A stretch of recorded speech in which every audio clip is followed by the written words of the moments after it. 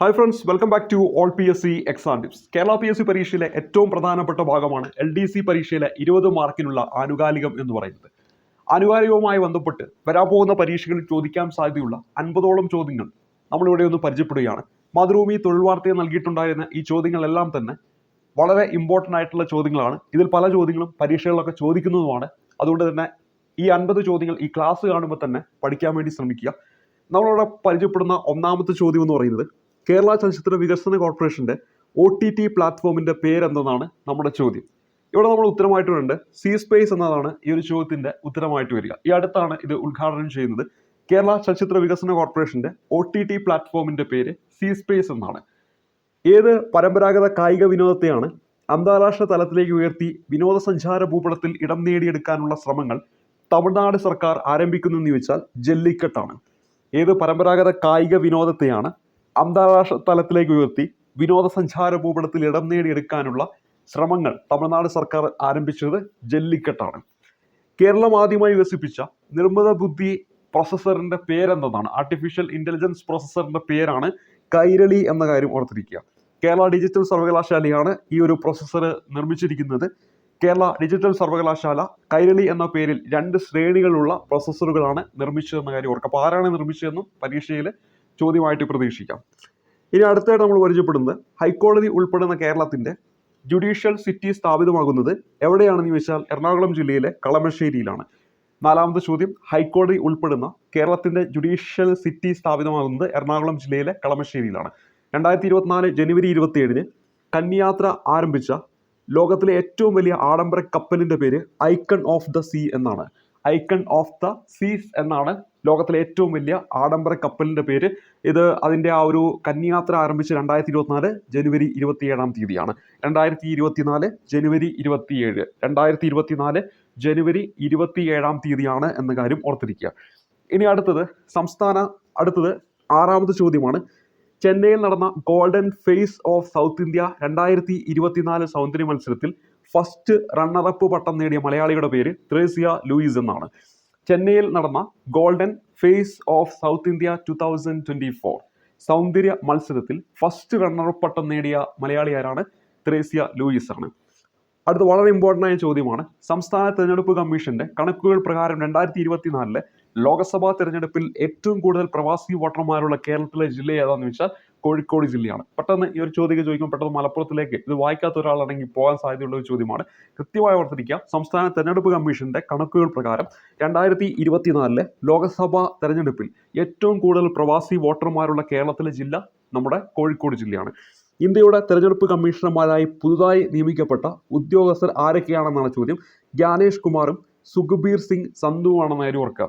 ജ്ഞാനേഷ് കുമാർ, സുഖബീർ സിംഗ് സന്ധു, ഇതൊക്കെ നിയമനങ്ങളാണ്. അതുകൊണ്ട് തന്നെ പരീക്ഷയ്ക്ക് പോകും മുമ്പ് തെരഞ്ഞെടുപ്പ് കമ്മീഷൻ നമുക്കറിയാം 3 വ്യക്തികളാണുള്ളത്. ചീഫ് ഇലക്ഷൻ കമ്മീഷണറും പിന്നെ 2 ഇലക്ഷൻ കമ്മീഷണർമാരും. അപ്പോൾ അതൊന്ന് നോട്ട് ചെയ്ത് വെച്ച് പോകണം പരീക്ഷയ്ക്ക് പോകുന്നതിന് മുമ്പായിട്ട്. അപ്പോൾ ഇവിടെ നമ്മുടെ പുതിയൊരു അപ്ഡേറ്റ് ആണ്. ഈ അടുത്ത് വന്നിട്ടുള്ള തൊഴിൽ വാർത്തയിലുള്ളതാണ് ഈ കാര്യങ്ങൾ. അതുകൊണ്ട് തന്നെ പുതിയൊരു അപ്ഡേറ്റ് തന്നെയാണ്. ജ്ഞാനേഷ് കുമാറും സുഖബീർ സിംഗ് സന്ധുവും ആണെന്ന പേര് ഓർത്തിരിക്കുക. ഇനി അടുത്തതായിട്ട് നമ്മൾ പരിചയപ്പെടുന്നത് 75ാം റിപ്പബ്ലിക് ദിനാഘോഷത്തിൽ വിശിഷ്ടാതിഥിയായി പങ്കെടുത്തത് ഇമാനുവൽ മാക്രോൺ ആണ്. ഫ്രഞ്ച് പ്രസിഡന്റാണ്.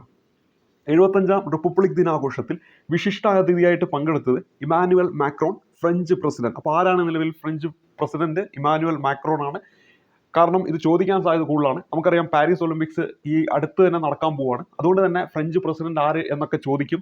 അതുകൊണ്ട് അതൊന്ന് പഠിച്ചു വെച്ചേക്കുക. 75ാം റിപ്പബ്ലിക് ദിനാഘോഷം നമ്മുടെ ഇന്ത്യയിൽ 75ാം റിപ്പബ്ലിക് ദിനാഘോഷം നടന്നപ്പോൾ അവിടെ വിശിഷ്ട അതിഥിയായിട്ട് പങ്കെടുത്തത് ഫ്രഞ്ച് പ്രസിഡന്റായ ഇമാനുവൽ മാക്രോൺ ആണെന്ന കാര്യം ഓർത്തിരിക്കണം.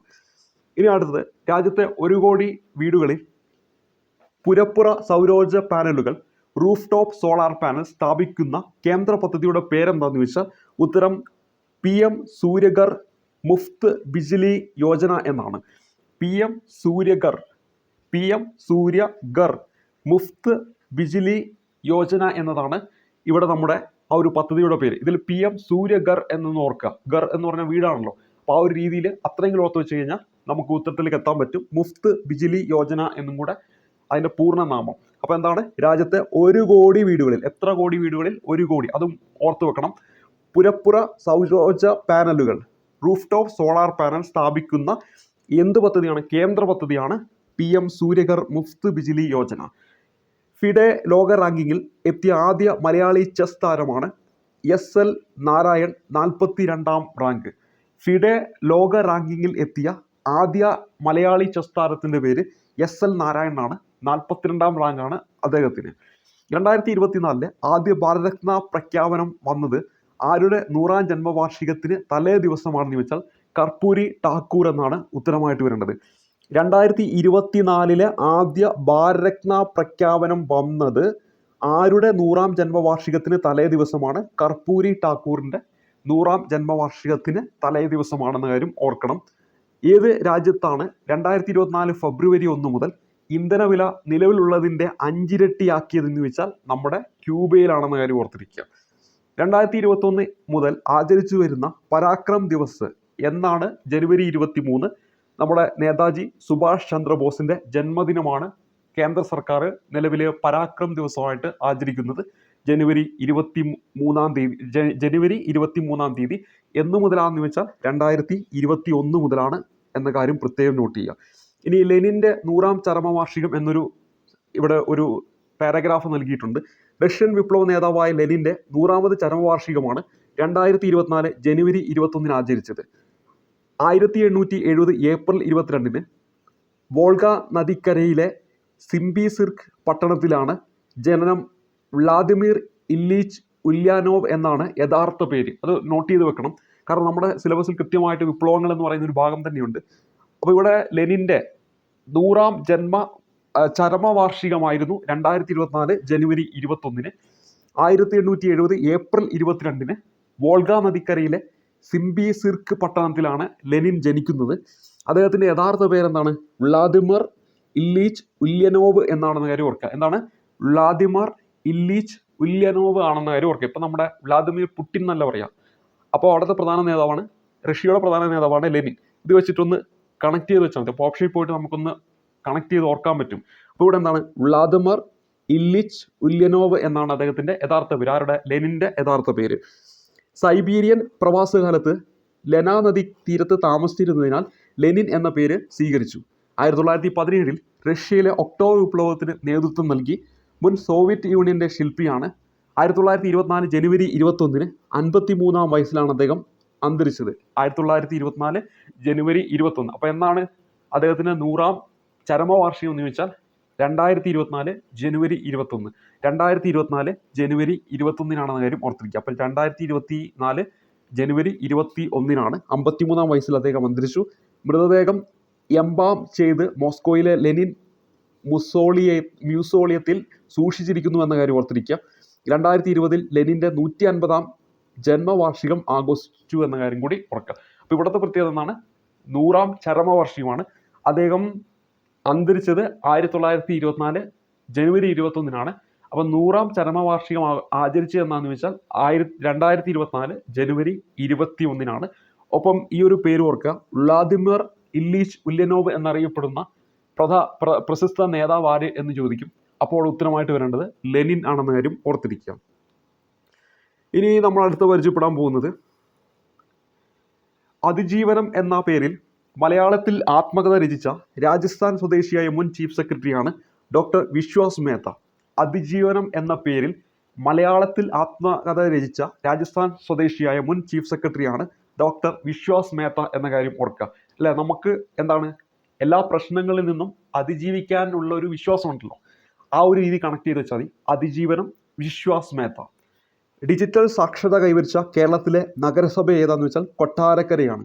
ഏതാണ്? കൊട്ടാരക്കരയാണ്. അപ്പോൾ ഡിജിറ്റൽ സാക്ഷരത കൈവരിച്ച കേരളത്തിലെ നഗരസഭ ഏതാണ്? കൊട്ടാരക്കരയാണെന്ന് കാര്യം ഓർക്കുക. കൊട്ടാരക്കര. ഡിജിറ്റൽ സാക്ഷരത കൈവരിച്ച കേരളത്തിലെ നഗരസഭയാണ് കൊട്ടാരക്കര. 2024 ഫെബ്രുവരി 1 അവതരിപ്പിച്ച കേന്ദ്ര ബജറ്റ് ധനകാര്യമന്ത്രി നിർമ്മല സീതാരാമൻ്റെ എത്രാമത്തെ ബജറ്റായിരുന്നു വെച്ചാൽ 6ാമത്തെ ബജറ്റാണെന്ന് കാര്യം ഓർക്കുക. അപ്പോൾ 2024 ഫെബ്രുവരി 1 നിർമ്മല സീതാരാമനാണ് നമ്മുടെ ബജറ്റ് അവതരിപ്പിച്ചത്. ധനകാര്യമന്ത്രി അവരുടെ എത്രാമത്തെ ബജറ്റായിരുന്നു എന്ന് വെച്ചാൽ ഉത്തരമായിട്ട് വരേണ്ടത് 6ാം തവണയാണ് അവർ ഈ ഒരു ബജറ്റ് അവതരിപ്പിക്കുന്നതെന്ന കാര്യം ഓർത്തിരിക്കുക. ഇനി ഹെൻലി പാസ്പോർട്ട് സൂചിക, എപ്പോഴും ഇത് പ്രഖ്യാപിച്ചിട്ടുണ്ടെങ്കിൽ പരീക്ഷകളിൽ ചോദ്യമായി വരാറുണ്ട്. ലോകത്തിലെ തന്നെ ഏറ്റവും ശക്തമായ പാസ്പോർട്ടുകളുടെ ഹെൻലി പാസ്പോർട്ട് സൂചികയിൽ 2024 ആ ഒരു സൂചികയിൽ മുന്നിലുള്ള രാജ്യങ്ങളാണ് France, Germany, Italy, Japan, Singapore, Spain.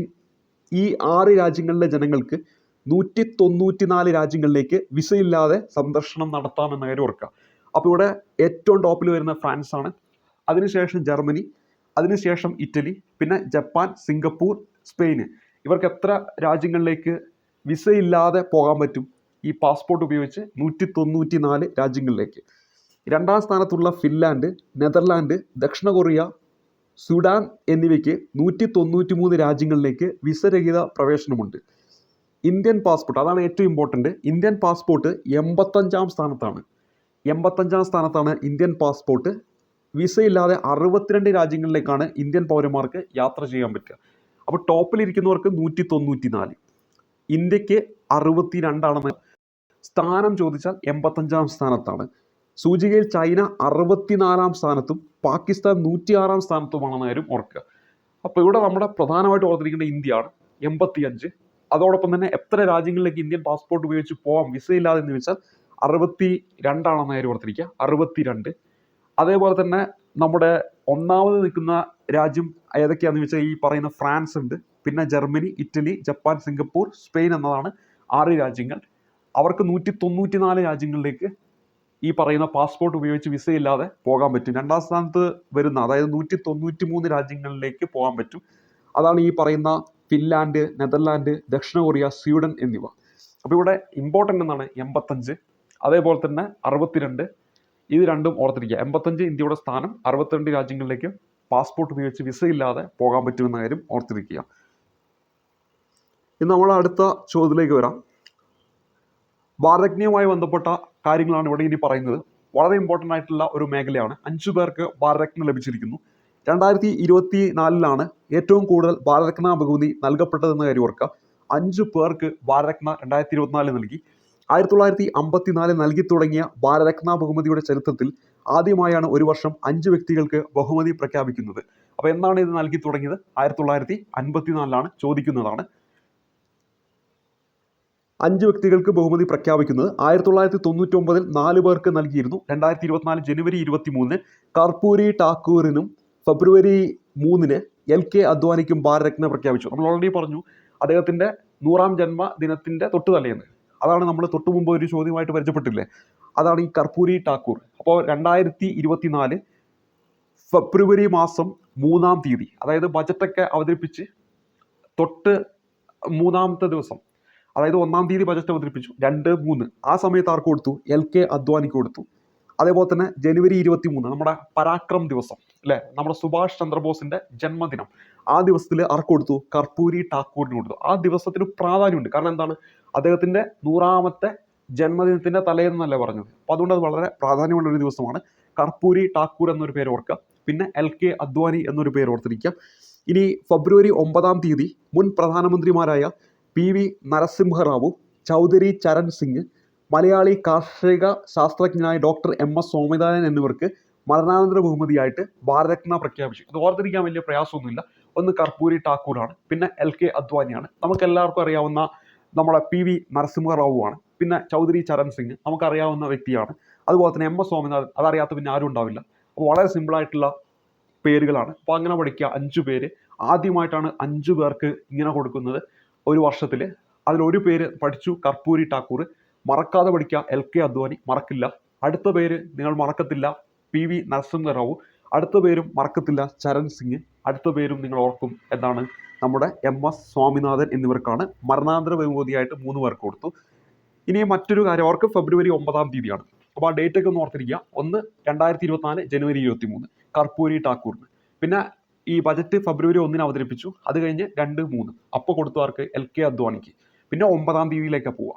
9ാം തീയതി ആർക്ക് കൊടുത്തു? ബാക്കി വരുന്ന 3 പേർക്ക്. ആരെല്ലാമാണ് 3? ഓർത്തിരിക്കുക, PV നരസിംഹറാവു, പിന്നെ അടുത്ത നമ്മുടെ മുൻ പ്രധാനമന്ത്രി ചൗധരി ചരൺ സിംഗ്, പിന്നെ നമ്മുടെ കാർഷിക ശാസ്ത്രജ്ഞനായ ഡോക്ടർ MS സ്വാമിനാഥൻ എന്നീ പേരുകൾ ഓർത്തിരിക്കുക.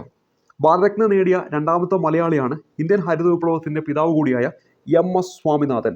ആലപ്പുഴ കുട്ടനാട്ടിലെ മാങ്കുമ്പിൽ തറവാടുള്ള സ്വാമിനാഥൻ 1925 തമിഴ്നാട്ടിലെ കുംഭകോണത്താണ് ജനിച്ചത്. ഇതൊക്കെ വളരെ ഇമ്പോർട്ടൻ്റ് ആണ്. കാരണം അദ്ദേഹവുമായി ബന്ധപ്പെട്ട് ഇനി ചോദ്യങ്ങൾ ധാരാളം ചോദിക്കുന്ന ഒരു സമയമാണ്. അതുകൊണ്ട് തന്നെ ഭാരതരത്ന നേടിയ എത്രാമത്തെ മലയാളി? 2ാമത്തെ മലയാളി. അതേപോലെ തന്നെ കുട്ടനാട്ടിലെ മാങ്കൊമ്പിൽ തറവാടുള്ള സ്വാമിനാഥൻ ജനിക്കുന്നത് 1925 തമിഴ്നാട്ടിലെ കുംഭകോണത്താണെന്ന് കാര്യം ഓർത്തിരിക്കുക. ഗോതമ്പിൻ്റെയും അരിയുടെയും വൻതോതിൽ വിളവ് നൽകുന്ന വിത്തിനങ്ങൾ അവതരിപ്പിക്കുന്നതിലും വികസിപ്പിക്കുന്നതിലും വഹിച്ച സുപ്രധാന പങ്കാണ് ഹരിത വിപ്ലവത്തിൻ്റെ പിതാവ് എന്ന വിശേഷണം അദ്ദേഹത്തിന് നേടിക്കൊടുത്തത്. 2007-13 കാലഘട്ടത്ത് രാജ്യസഭാംഗമായിരുന്നു. 2023 സെപ്റ്റംബർ 28 അന്തരിച്ചു. തീയതി ഓർത്തിരിക്കണം, 2023 സെപ്റ്റംബർ 28. 2023 സെപ്റ്റംബർ 28 അദ്ദേഹം അന്തരിച്ചത്. 2023 സെപ്റ്റംബർ 28 അദ്ദേഹം അന്തരിച്ചു എന്ന കാര്യം ഓർത്തിരിക്കുക. അപ്പോൾ ഈ തീയതി വേണമെങ്കിൽ എടുത്തു ചോദിക്കാം. ഇദ്ദേഹം എന്താണ്? കേന്ദ്ര രാജ്യസഭ അംഗമായിരുന്നു എന്ന കാര്യം ഓർക്കുക. 7-13 ആ കാലഘട്ടത്തിൽ. ഇനി അടുത്തത് 20ാം നൂറ്റാണ്ടിൽ ഏഷ്യ കണ്ട ഏറ്റവും സ്വാധീനമുള്ള 20 വ്യക്തികൾ ഒരാളായി ടൈം മാഗസിൻ സ്വാമിനാഥനെ തിരഞ്ഞെടുത്തിരുന്നു എന്ന കാര്യം ഓർക്കുക. ഇതൊക്കെ ഓരോ സ്റ്റേറ്റ്മെൻ്റ് ആയിട്ട് വേണമെങ്കിൽ ചോദിക്കാം. ഇന്ത്യയിൽ നിന്നുള്ള 3 പേരിൽ മറ്റു 2 പേർ മഹാത്മാഗാന്ധിയും രവീന്ദ്രനാഥ ടാഗോറുമായിരുന്നു. അപ്പോൾ 20ാം നൂറ്റാണ്ടിൽ ഏഷ്യ കണ്ട ഏറ്റവും സ്വാധീനമുള്ള 20 വ്യക്തികളിൽ ഒരാളായിട്ട് ടൈം മാഗസിൻ ഇദ്ദേഹത്തെ തിരഞ്ഞെടുത്തിട്ടുണ്ടായിരുന്നു. അതിൽ 3 വ്യക്തികളുണ്ടായിരുന്നു. ഒന്ന് MS സ്വാമിനാഥനാണ്, മറ്റൊരു പേര് നമ്മുടെ ഗാന്ധിജിയാണ്, പിന്നെ ഒരു പേര് നമ്മുടെ രവീന്ദ്രനാഥ ടാഗോറാണെന്ന കാര്യം ഓർക്കുക. അപ്പോൾ ഇവിടെ നൽകിയതിൽ എല്ലാ പോയിന്റുകളും ഇമ്പോർട്ടൻ്റ് ആണ്. 2023 സെപ്റ്റംബർ 28 എന്ന തീയതി ഒന്ന് പ്രത്യേകം നോട്ട് ചെയ്ത് വെക്കുക. ചിലപ്പോൾ പരീക്ഷയ്ക്ക് അത് എടുത്ത് ചോദിക്കും. ഇത് നമ്മൾ അടുത്ത് പരിചയപ്പെടാൻ പോകുന്നത് UP-യിലെ ആദ്യ കോൺഗ്രസിതര മുഖ്യമന്ത്രിയായ ചൗധരി ചരൺ സിംഗ് 1977 മൊറാർജി ദേശായിയുടെ നേതൃത്വത്തിലുള്ള ജനതാ സർക്കാരിൽ ഉപപ്രധാനമന്ത്രിയായിരുന്നു എന്ന കാര്യം ഓർക്കണം. 1979 ജനതാ പാർട്ടി പിളർത്തി കോൺഗ്രസ് പിന്തുണയോടെ 6 മാസം പ്രധാനമന്ത്രി പദവി വഹിച്ചു. പാർലമെന്റ് അഭിമുഖീകരിക്കാത്ത ഏക ഇന്ത്യൻ പ്രധാനമന്ത്രി കൂടിയാണ് ചരൺ സിംഗ്. ചോദിക്കുന്നതല്ലേ? അപ്പോൾ ഇവിടെ നോക്കുക, UP-യിലെ ആദ്യ കോൺഗ്രസിതര മുഖ്യമന്ത്രിയായ ചൗധരി ചരൺ സിംഗ് 1977 മൊറാർജി ദേശായിയുടെ നേതൃത്വത്തിലുള്ള ജനതാ സർക്കാരിൽ ഉപപ്രധാനമന്ത്രിയായി. 1979 എന്താണ്? ജനതാ പാർട്ടി പിളർത്തി കോൺഗ്രസ് പിന്തുണയോടെ 6 മാസം പ്രധാനമന്ത്രി പദവി വഹിച്ചു. അവിടെ തന്നെ പാർലമെന്റിനെ അഭിമുഖീകരിക്കാത്ത ഏക ഇന്ത്യൻ പ്രധാനമന്ത്രി കൂടിയാണ് ചരൺ സിംഗ് എന്ന കാര്യം ഓർക്കണം. രാജ്യത്തിൻ്റെ 9ാമത്തെ പ്രധാനമന്ത്രി ആയിരുന്ന PV നരസിംഹറാവു 1991-96 നമ്മുടെ പുത്തൻ സാമ്പത്തിക നയമൊക്കെ കൊണ്ടുവരുന്ന സമയത്ത് ഇദ്ദേഹത്തിൻ്റെ ഭരണകാലത്താണ് രാജ്യത്ത് സാമ്പത്തിക ഉദാരവൽക്കരണത്തിനുള്ള നിർണായകമായ തീരുമാനങ്ങൾ നടപ്പിലാക്കിയത്. ബഹുഭാഷാ പണ്ഡിതനായിരുന്ന റാവുവിൻ്റെ ആത്മകഥാപരമായ നോവലാണ് ദ ഇൻസൈഡർ സഞ്ജയ് ബാരു രചിച്ച കൃതിയാണ്. അപ്പോൾ ഇവിടെ എന്താണ്? ബഹുഭാഷാ പണ്ഡിതനായിരുന്ന റാവുവിൻ്റെ ആത്മകഥാപരമായിട്ടുള്ള നോവലാണ് ഇത് ദ ഇൻസൈഡർ. സഞ്ജയ് ബാരു രചിച്ച കൃതിയാണ്. 1991 how PV Narasimha Rao made history. അപ്പോൾ അദ്ദേഹത്തിൻ്റെ ആത്മകഥാപരമായ കൃതിയാണ് ഇത് ദ ഇൻസൈഡർ എന്ന് പറയുന്നത്. അതേപോലെ തന്നെ സഞ്ജയ് ബാരു രചിച്ച കൃതിയാണ് ഇത് 1991 how PV Narasimha Rao made history. 2016 ഈ ഒരു കൃതി രചിക്കുന്നത്. അപ്പോൾ ഇവിടെ PV നരസിംഹറാവുമായി ബന്ധപ്പെട്ട് പറഞ്ഞു. എത്രാമത്തെ പ്രധാനമന്ത്രിയാണെന്ന് വെച്ചാൽ നമുക്ക് ആ P എന്ന് പറയുന്നത് അങ്ങോട്ട് തിരിച്ചിട്ടാൽ മതി. 9ാമത്തെ പ്രധാനമന്ത്രിയാണ് നമുക്ക് കിട്ടും. അതേപോലെ 91-96 സാമ്പത്തിക പരിഷ്കരണങ്ങൾ കൊണ്ടുവന്ന ഒരു വർഷം. ഇനി PV നരസിംഹറാവു ഇദ്ദേഹത്തിൻ്റെ ഭരണകാലത്താണ് രാജ്യത്തെ സാമ്പത്തിക ഉദാരവൽക്കരണത്തിന് നിർണായകമായ തീരുമാനങ്ങൾ നടപ്പിലാക്കിയത്. ബഹുഭാഷാ പണ്ഡിതനാണ്. ഒപ്പം അദ്ദേഹത്തിന് ആത്മകഥാപരമായിട്ടുള്ള നോവലാണ് ദ ഇൻസൈഡർ എന്ന് പറയുന്നത്. ദ ഇൻസൈഡർ എന്ന് പറയുന്ന ആത്മകഥാപരമായിട്ടുള്ള നോവലാണെന്ന് കാര്യം ഓർക്കുക. ദ ഇൻസൈഡർ PV നരസിംഹറാവുവിൻ്റെ ആത്മകഥാപരമായിട്ടുള്ള നോവലാണ്. ഇനി സഞ്ജയ് ബാരു രചിച്ച അദ്ദേഹവുമായി ബന്ധപ്പെട്ട ഒരു കൃതിയാണ് 1991 how PV Narasimha Rao made history എന്ന് പറയുന്ന ആ ഒരു കൃതി എന്ന കാര്യം കൂടി ഓർത്തിരിക്കുക. ഇനി അടുത്തതിലേക്ക് വരാം. കേരള സർക്കാർ സംഘടിപ്പിച്ച അന്താരാഷ്ട്ര കായിക ഉച്ചകോടി ഇന്റർനാഷണൽ സ്പോർട്സ് സമ്മിറ്റ് നടന്നത് എവിടെയാണെന്ന് വെച്ചാൽ കാര്യവട്ടം ഗ്രീൻഫീൽഡ് സ്റ്റേഡിയം, തിരുവനന്തപുരം. അപ്പോൾ ഇവിടെ ഓർത്തിരിക്കേണ്ടത് കേരള സർക്കാർ എന്ത് സംഘടിപ്പിച്ചു? അന്താരാഷ്ട്ര കായിക ഉച്ചകോടി സംഘടിപ്പിച്ചു. ഇന്റർനാഷണൽ സ്പോർട്സ് സമ്മിറ്റ് സംഘടിപ്പിച്ചു. അത് നടന്നത് എവിടെയാണെന്ന് വെച്ചാൽ നമ്മുടെ കാര്യവട്ടം ഇന്റർനാഷണൽ ഗ്രീൻഫീൽഡ് സ്റ്റേഡിയത്തിലാണെന്ന കാര്യം ഓർത്തിരിക്കുക. ഇനി 2024 ഫെബ്രുവരി 3 കമ്മീഷൻ ചെയ്ത ഇന്ത്യയുടെ ആദ്യത്തെ സർവേ കപ്പൽ, സർവേ വെസൽ ലാർജ് ഷിപ്പാണ് INS സന്ധ്യക് എന്ന പേര് ഓർക്കുക. എന്താണ്? INS സന്ധ്യക്. INS സന്ധ്യക്ക്. എന്താ? സന്ധ്യക്കാണ് അവർ എന്തിനു പോയിരിക്കുന്നത്? സർവേക്ക് പോയിരിക്കുന്നതെങ്കിലും ഓർത്ത് വെക്കുക. അപ്പോൾ 2024 ഫെബ്രുവരി 3 2024 ഫെബ്രുവരി 3 നമ്മളിപ്പോൾ 2ാമത് പഠിക്കുക. നേരത്തെ LK അദ്വാനിക്ക് എന്ത് കൊടുത്തു? ഭാരതരത്ന കൊടുത്തു. അപ്പോൾ ഇവിടെ നോക്കുക, അന്ന് കമ്മീഷൻ ചെയ്ത ഇന്ത്യയുടെ ആദ്യത്തെ സർവേ കപ്പലാണ്. എന്താണ്? സർവേ കപ്പലാണ്. അപ്പോൾ 2024 ഫെബ്രുവരി 3 സന്ധ്യക്ക് എന്താണ്? സർവേക്ക് പോയി. അപ്പോൾ INS സന്ധ്യക്. ഇനി അടുത്തത് ഇന്ത്യയിലെ ആദ്യത്തെ നിർമ്മിത ബുദ്ധി അധിഷ്ഠിത ഓങ്കോളജി സെന്റർ നിലവിൽ വന്നത് എവിടെയാണെന്ന് വെച്ചാൽ ബംഗളൂരുവിലാണ്. AI precision oncology centre. അപ്പോൾ ഇന്ത്യയിലെ ആദ്യത്തെ നിർമ്മിത ബുദ്ധി അധിഷ്ഠിത ആർട്ടിഫിഷ്യൽ ഇൻ്റലിജൻസ് അധിഷ്ഠിത ഓങ്കോളജി സെൻറ്റർ നിലവിൽ വന്നത് എവിടെയാണ്? ബംഗളൂരുവിലാണെന്ന കാര്യം ഓർത്തിരിക്കുക. ഇനി അടുത്തത്, ഇറാൻ അടുത്തിടെ വിക്ഷേപിച്ച 3 ഉപഗ്രഹങ്ങളുടെ പേരുകളാണ് മഹദ, കൈഹാൻ 2, ഹാത്തീഫ് 1 എന്ന് പറയുന്നത്. അപ്പോൾ ഒരു പേരെന്താണ്? മഹദ, പിന്നെ കൈഹാൻ 2, ഹാത്തീഫ് 1. ഒന്ന് മഹദ, മറ്റൊന്ന് കൈഹാൻ, ഹാത്തീഫ് 1. ഇതെന്താണ്? ഇറാൻ അടുത്തിടെ വിക്ഷേപിച്ച 3 ഉപഗ്രഹങ്ങളുടെ പേരുകളാണെന്ന കാര്യം ഓർത്തിരിക്കുക. ഇനി നമുക്ക് ഈ ഒരു പാരഗ്രാഫിലൊന്ന് നോക്കാം. 2000 വർഷം പഴക്കമുള്ള അക്ഷരങ്ങൾ വായിച്ച് AI എന്നതാണ് തലക്കെട്ട്. AD 79 ഇറ്റലിയിലെ പോപ്പെ നഗരത്തിലുണ്ടായ മൗണ്ട് വെസൂവിയസ് അഗ്നി പർവ്വത സ്ഫോടനത്തിൽ ഭാഗികമായി കരിഞ്ഞുപോയ 2000 വർഷം പഴക്കമുള്ള റോമൻ ചുരുളിലെ അക്ഷരങ്ങൾ അടുത്തിടെ നിർമ്മിത ബുദ്ധി ഉപയോഗിച്ച് വായിച്ചെടുത്തു. AI ഉപയോഗിച്ച് ചുരുളിലെ ഗ്രീക്ക് അക്ഷരങ്ങൾ തിരിച്ചറിഞ്ഞ സംഘത്തിന് $7,00,000 സമ്മാനിച്ചു. തത്വചിന്തകനും കവിയുമായ ഫിലോഡമസ് എഴുതിയതാണ് ഈ പാപ്പിറസ് ചുരുളുകളെന്ന് സംഗീതം, ഭക്ഷണം, ജീവിതം എന്നിവ എങ്ങനെ ആസ്വദിക്കാം തുടങ്ങിയ വിഷയങ്ങളാണ് ഉള്ളടക്കമെന്നും കരുതപ്പെടുന്നു. 800ഓളം ചുരുളുകളിൽ 5% മാത്രമാണ് വായിച്ചെടുത്തതെന്ന കാര്യം ഓർക്കുക. അപ്പോൾ ഇവിടെ എന്താണ്? AD 79 ഇറ്റലിയിലെ പോംപെ നഗരത്തിലുണ്ടായ മൗണ്ട് വെസൂവിയസ് അഗ്നിപർവ്വത സ്ഫോടനത്തിൽ ഭാഗികമായി കരിഞ്ഞുപോയ 2000 വർഷം പഴക്കമുള്ള റോമൻ ചുരുളിലെ അക്ഷരങ്ങൾ എന്താണ്? അടുത്തിടെ നിർമ്മിത ബുദ്ധി ഉപയോഗിച്ച് വായിച്ചെടുത്തു. അപ്പോൾ ഇവിടെ AD 79 ഇറ്റലിയിലെ പോംപെ നഗരത്തിലുണ്ടായ മൗണ്ട് വെസൂവിയസ് അഗ്നിപർവ്വത സ്ഫോടനത്തിൽ ഭാഗികമായിട്ട് കരിഞ്ഞുപോയ 2000 വർഷം പഴക്കമുള്ള റോമൻ ചുരുളിലെ അക്ഷരങ്ങളാണ് അടുത്തിടെ എന്താണ്? നിർമ്മിത ബുദ്ധി ഉപയോഗിച്ചിട്ട് വായിച്ചെടുത്തത് എന്ന കാര്യം ഓർത്തു. അതേപോലെ തന്നെ തത്വചിന്തകനും കവിയുമായ ഫിലോഡമസ് എഴുതിയതാണ് ഈ പാപ്പിറസ് ചുരുളുകൾ എന്ന കാര്യം ഓർക്കുക. ആരെഴുതിയതാണ്? ഫിലോഡമസ് എഴുതിയതാണ് ഈ പാപ്പിറസ് ചുരുളുകൾ എന്ന കാര്യം ഓർത്തിരിക്കുക. ഇതിൽ എന്താണ്? 5% മാത്രമാണ് ഇപ്പോൾ വായിച്ചിരിക്കുന്നത്. 800ഓളം ചുരുളുകളിൽ 5% മാത്രം. ഇനി 22ാമത്തെ ചോദ്യം, ചേരിചേരാ പ്രസ്ഥാനത്തിൻ്റെ 19ാം ഉച്ചകോടി നടന്നത് എവിടെയാണെന്ന് ചോദിക്കും. കപാല, യുഗാണ്ട. അപ്പോൾ ഇവിടെ യുഗാണ്ടയിലെ കപാല എന്ന് പറയുന്ന സ്ഥലത്താണ് ചേരിചേരാ പ്രസ്ഥാനത്തിൻ്റെ എത്രാമത്തെ ഉച്ചകോടിയാണ് നടന്നിരിക്കുന്നത്? ചേരിചേരാ പ്രസ്ഥാനത്തിൻ്റെ 19ാം ഉച്ചകോടിയാണ് നടന്നിരിക്കുന്നത്. അപ്പോൾ ചേരിചേരാ പ്രസ്ഥാനത്തിൻ്റെ 19ാം ഉച്ചകോടി നടന്നിരിക്കുന്നു. അതെവിടെയാണ്? യുഗാണ്ടയിലെ കപാലയിലാണെന്ന് കാര്യം ഓർക്കുക. ഇന്ത്യൻ പാർലമെന്റിന്റെ സുരക്ഷാ ചുമതല ഏറ്റെടുത്ത സായുധ സേനാ വിഭാഗമാണ് CISF. ചോദിക്കും, ഇന്ത്യൻ പാർലമെന്റിന്റെ സുരക്ഷാ ചുമതല ഏറ്റെടുത്ത സായുധ സേനാ വിഭാഗം ഏതാണ്? CISF ആണ്. ലീഡർക്കൊപ്പം 3 പതിറ്റാണ്ട് എന്ന ആത്മകഥ രചിച്ച മുൻ IAS ഉദ്യോഗസ്ഥനാണ് KS പ്രേമചന്ദ്രക്കുറുപ്പ് എന്ന കാര്യം ഓർക്കുക. അപ്പം ലീഡർക്കൊപ്പം 3 പതിറ്റാണ്ട്. അപ്പം ലീഡറിനോട് പ്രേമമുള്ള ഒരാൾ അല്ലേ, അദ്ദേഹത്തോടൊപ്പം നിൽക്കുള്ളൂ. അപ്പോൾ അതെന്താണ്? ലീഡർക്കൊപ്പം 3 പതിറ്റാണ്ട് പ്രേമമുള്ള, സ്നേഹമുള്ള. അപ്പോൾ ആ ഒരു രീതി വേണമെങ്കിൽ കണക്ട് ചെയ്ത് വെച്ചാൽ മതി. KS പ്രേമചന്ദ്രക്കുറുപ്പ് എന്ന കാര്യം ഓർക്കാം. അപ്പോൾ എന്താണ്? പ്രേമചന്ദ്രക്കുറുപ്പ്. ഇനി അടുത്തത്, ഒഴിഞ്ഞ മദ്യക്കുപ്പികൾ തിരികെ നൽകിയാൽ 10 രൂപ വീതം നൽകുന്ന സംവിധാനം നടപ്പിലാക്കുന്ന സംസ്ഥാനമാണ് തമിഴ്നാട്. അപ്പോൾ ഇവിടെ എന്താണ്? ഒഴിഞ്ഞ മദ്യക്കുപ്പികളെ തിരികെ നൽകിയാൽ 10 രൂപ വീതം നൽകുന്ന സംവിധാനം നടപ്പിലാക്കുന്ന സംസ്ഥാനമാണ് തമിഴ്നാട്. 2024 ജനുവരിയിൽ സ്ഥാനമൊഴിഞ്ഞ മാർഗ്രത്തെ 2 ഏത് രാജ്യത്തെ രാജ്ഞിയാണെന്ന് ചോദിച്ചാൽ ഡെൻമാർക്കിൻ്റെ രാജ്ഞിയാണ്. അപ്പോൾ ഡെൻമാർക്കിൻ്റെ രാജ്ഞിയാണ് മാർഗ്രത്തെ 2. ആ പേരിൽ നിന്ന് കിട്ടും. ഡെൻമാർക്ക്, മാർഗ്രത്തെ 2. ആ ഒരു പേരിൽ നിന്ന് തന്നെ നമുക്ക് ഓർത്തിരിക്കാൻ പറ്റും. കേരളത്തിലെ ആദ്യത്തെ ട്രാൻസ് വുമൺ MBBS ഡോക്ടറാണ് വിഭ ഉഷ രാധാകൃഷ്ണൻ എന്ന കാര്യം ഓർക്കുക. എന്താ പേര്? വിഭ ഉഷ രാധാകൃഷ്ണൻ. അപ്പോൾ കേരളത്തിലെ ആദ്യത്തെ ട്രാൻസ് വുമൺ MBBS ഡോക്ടറാണ് വിഭ ഉഷ രാധാകൃഷ്ണൻ. ചോദിക്കാൻ സാധ്യതയുള്ള ഒരു ചോദ്യമാണ്.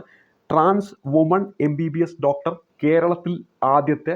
ഉത്തരം വിഭ ഉഷ രാധാകൃഷ്ണനാണെന്ന കാര്യം ഓർത്തിരിക്കുക. ഇനി ഇവിടെ തന്നിരിക്കുന്നത് ഒഡീസിയസും ചന്ദ്രനും എന്ന് പറയുന്ന ഒരു ഹെഡിങ് ആണ്. ഒഡീസിയസും ചന്ദ്രനും. ഒരു സ്വകാര്യ കമ്പനി നിർമ്മിച്ച ചന്ദ്രോപരിതലത്തിൽ ഇറങ്ങിയ ആദ്യ പേടകമാണ് ഒഡീസിയസ് എന്ന് പറയുന്നത്. ടെക്സസിലെ, അതായത് US ഹൂസ്റ്റൺ ആസ്ഥാനമായുള്ള ഇൻറ്റ്യൂറ്റീവ് മിഷൻസ് എന്ന സ്ഥാപനമാണ് നേട്ടം കൈവരിച്ചത്. അപ്പോൾ ഇത് സ്ഥാപിച്ചത് അല്ലെങ്കിൽ ഇത് നിർമ്മിച്ചതാരാണ്? ഇൻറ്റ്യൂറ്റീവ് മിഷൻസ് എന്ന് പറയുന്ന ആ ഒരു സ്ഥാപനമാണ്. ഇത് എവിടെയാണ്? US ടെക്സസിലാണ് ഇതിൻ്റെ ആസ്ഥാനം എന്ന കാര്യം ഓർത്തിരിക്കുക. നാസയുടെ കൊമേഴ്ഷ്യൽ ലൂണാർ പേലോഡ് സർവീസസ് പരിപാടിയുടെ ഭാഗമായാണ് ഇൻറ്റ്യൂറ്റീവ് മിഷൻസ് എന്ന ഈ ദൗത്യത്തിലേക്ക് തിരഞ്ഞെടുക്കപ്പെട്ടത്. അപ്പോൾ നാസയുമായി ബന്ധപ്പെട്ടതാണ്. ഇനി 2024 ഫെബ്രുവരി 15 സ്പേസ് എക്സിൻ്റെ ഫാൽക്കൺ 9 റോക്കറ്റിൽ ഒഡീസിയസ് വിക്ഷേപിച്ചത്. അപ്പോൾ ഇത് വിക്ഷേപിച്ചത് 2024 ഫെബ്രുവരി 15 അതേപോലെ തന്നെ ഫാൽക്കൺ 9 എന്ന് പറയുന്ന ആ ഒരു റോക്കറ്റിലാണ് വിക്ഷേപിക്കുന്നത്. ഇത് സ്പേസ് എക്സ് എന്ന സ്വകാര്യ കമ്പനിയുടെ റോക്കറ്റാണ്.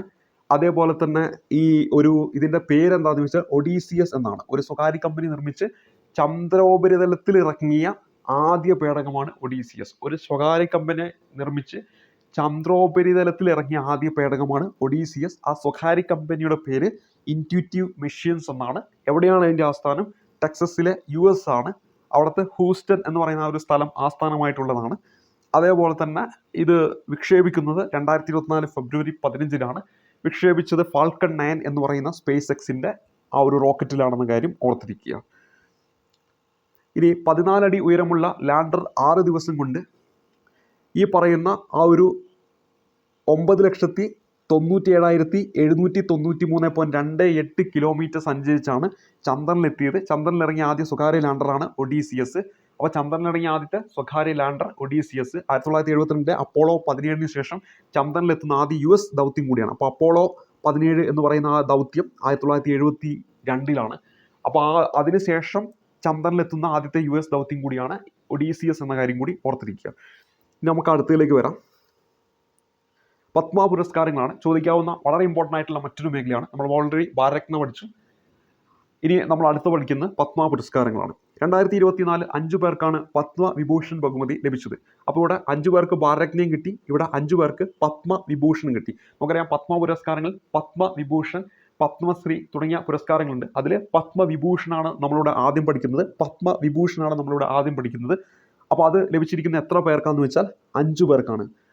നടിയും നർത്തകിയുമായ വൈജയന്തിമാല ബാലി. അപ്പോൾ ഒന്നാമത്തെ പേര് നടിയും നർത്തകിയുമായ വൈജയന്തിമാല ബാലി, നടൻ ചിരഞ്ജീവി, നർത്തകി പത്മ സുബ്രഹ്മണ്യം, മുൻ ഉപരാഷ്ട്രപതി വെങ്കയ്യ നായിഡു, അന്തരിച്ച സാമൂഹ്യ പ്രവർത്തകൻ ബീഹാറിലെ വിദ്വേശ്വർ പാഠക് എന്നിവർക്കാണ് പത്മവിഭൂഷൺ ലഭിച്ചത്. അപ്പോൾ ഏറ്റവും ടോപ്പിലുള്ള അവാർഡാണ് ഇത് ഈ പത്മ പുരസ്കാരങ്ങളിൽ പത്മവിഭൂഷൺ എന്ന് പറയുന്നത്. അപ്പോൾ അത് ലഭിച്ചിരിക്കുന്ന ഒരു പേര് ആരാന്ന് വെച്ചിട്ടുണ്ടെങ്കിൽ വൈജയന്തിമാല ബാലിയാണ്. എന്താണ്? വൈജയന്തിമാല ബാലിയാണെന്ന കാര്യം ഓർത്തിരിക്കുക. അപ്പോൾ ഒന്നെന്താണ് വൈജയന്തി മാല ബാലിയാണെന്ന കാര്യം ഓർക്കുക. മറ്റത് നമുക്കറിയാവുന്ന നമ്മുടെ ചിരഞ്ജീവിയാണ്. മറ്റൊരു പേര് നർത്തകി പത്മ സുബ്രഹ്മണ്യം. അപ്പോൾ പത്മ സുബ്രഹ്മണ്യം. ഇനിയുള്ളത് നമ്മുടെ വെങ്കയ്യ നായിഡു, മുൻ ഉപരാഷ്ട്രപതിയായ വ്യക്തി. അഞ്ചാമതായിട്ട് അന്തരിച്ച സാമൂഹ്യ പ്രവർത്തകൻ ബീഹാറിലെ വിദ്വേശ്വർ പാഠക് എന്ന് പറയുന്ന വ്യക്തിയാണ്. അപ്പോൾ ഈ 5 പേരുകൾ ഓർത്തിരിക്കണം. ഒന്നാമത്തെ പേര് വൈജയന്തി ബാലി, പറഞ്ഞു പഠിക്കുക, വൈജയന്തി ബാലി.